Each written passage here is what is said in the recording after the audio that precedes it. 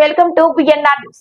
ఇటీవలే మరణించిన పాత్రికేయులు కీర్తిశేషులు గొట్టెముక్కల యుగేందర్ రెడ్డి అలియాస్ యోగి, ఆయన కుమార్తె కీర్తిశేషులు ఆద్యారెడ్డి చిత్రపటానికి గ్రేటర్ వరంగల్ ప్రెస్ క్లబ్ లో పూలమాలలు వేసి నివాళులర్పించిన హన్మకొండ జిల్లా కాంగ్రెస్ పార్టీ అధ్యక్షులు, వరంగల్ పశ్చిమ శాసన సభ్యులు నాయని రాజేందర్ రెడ్డి.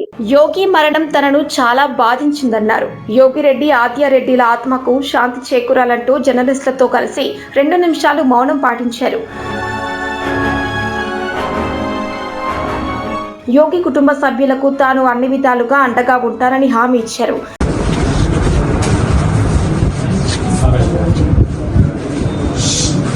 యోగిరెడ్డి గారి మరణం, వారి యొక్క కూతురు మరణం నిజంగా కూడా తరించిపోయే విధంగా,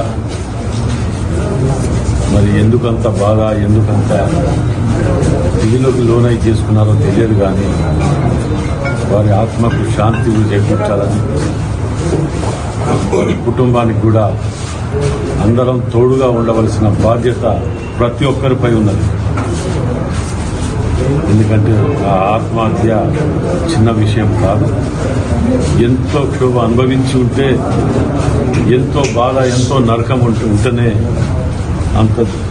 అంతకు తెగించి ఆత్మహత్య చేసుకున్నారంటే ఆలోచించవలసిన విషయం. ఏదేమైనా వారి కుటుంబానికి ప్రగాఢ సానుభూతి తెలియజేస్తూ, ఏ విధమైన బాధ్యత నాకు ఒప్పజెప్పి ఆ కుటుంబాన్ని ఆదుకోవడంలో ఏ విధమైన బాధ్యత ఒప్పజెప్పినా నేను తప్పకుండా నెరవేరుస్తానని చెప్పి మనవి.